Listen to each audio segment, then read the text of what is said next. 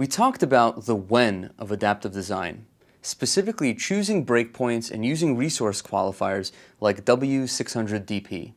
And we also touched on what we want to fix at these breakpoints. Let's now get into the how of implementing adaptive design on Android. Now, the simplest way to adapt your UI is to create a separate layout in res layout W600DP.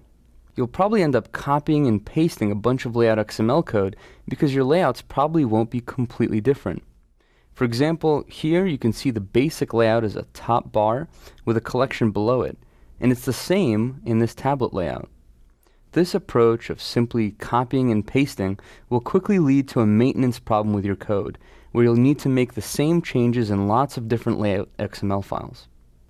Now, you could instead just vary a subsection of the layout using layout includes. Layout includes are basically a way of saying, hey, right here at this point in my layout, insert the contents of this other layout. In this example, the list view portion of the UI is in an include. The nice thing is that the container layout and the included layout can each vary individually using resource qualifiers.